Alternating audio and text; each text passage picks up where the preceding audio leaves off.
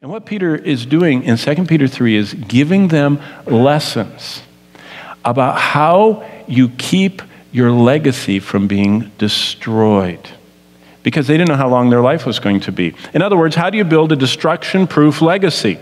We could summarize what Peter was saying by saying he was exhorting his loved ones in how to rescue their treasures from the flood that was coming. What was the flood coming? It's a flood of fire. God is going to burn up everything. And if you want to not have, as 1 Corinthians 3:10 says, suffering loss as we stand in front of the judgment seat of Christ, Peter's saying, make sure that you preserve your legacy, your life that you live on earth, preserve it from being burned up in the end.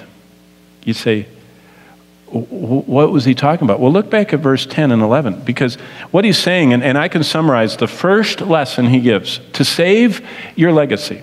You know, a lot of people have their portfolios and they have all these, you know, on the computer you can program to sell your stuff when it covers this price or moves this fast or this percent. You have all this, people are always, you know, trying to guard their portfolio.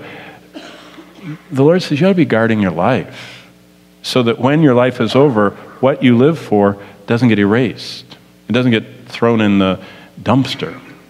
So how do you do that? Well, he says this. Number one, verses 10 and 11. This is probably one of the biggest ideas of the New Testament. This is what Jesus talked about all the way through the Gospels. This is what Paul talks about all the way through his epistles. Now, this is what Peter's talking about, and Jude talks about it, and James talks about it, and John talks about it. So, I mean, it's kind of universal. This is what he says. Beware of materialism. Let me show you what I mean. Look at verse 10. If you look back at the words, starting in verse 10, Peter says that the Lord is going to come like a thief in the night, and the heavens are going to pass away with a great noise. The elements will melt with fervent heat, and the earth and the works in it are going to be burned up. What he says is everything is going to be burned up. Now look at verse 11. Therefore, since everything is going to be dissolved, how should you live? Well, you know what the first grader would say? Well, if everything's going to get burned up, I shouldn't live for the stuff that's going to get burned up. And you say, bingo, you got it. See, materialism is living for what's going to be burned up by God. And Peter says, beware you're not living for what God's going to burn up.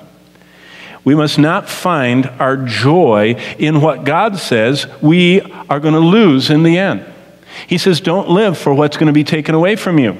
We should not find our joy in things. You notice what it says in verse 11? All these things will be dissolved. Don't put your joy in something that's going to be dissolved. Do you know how disheartening it is if you're holding on to something and God has to pry it out of your hands and blow it up?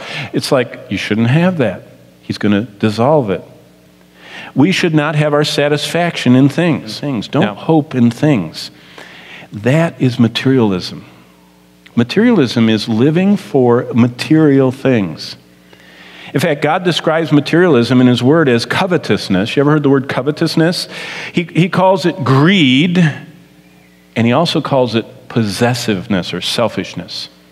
And those things are always negative. Greed is an attitude that gets demonstrated by the action of possessiveness. That means I think that everything I have belongs to me. God says nothing you have belongs to you. It all belongs to me. What have you that you have not received? Why do you act like you didn't receive it? Why do you act like it's yours? Possessiveness and selfishness is me saying, it's my money, it's my time, it's my body, it's my life. God says it's not. Even if you're not saved, it's not yours. He's the creator. He owns all. And we need to think about possessiveness is the idea that what we have is ours. And then that's, by the way, is an action. An attitude is covetousness. That's even worse. Covetousness is longing for what we don't have. It's longing with an intense desire for what I don't have, and I want it so bad, it's on my mind all the time. And I'm planning and scheming, and I'm willing to sacrifice, and I'm willing to change and trample over almost anyone or anything to get something I want.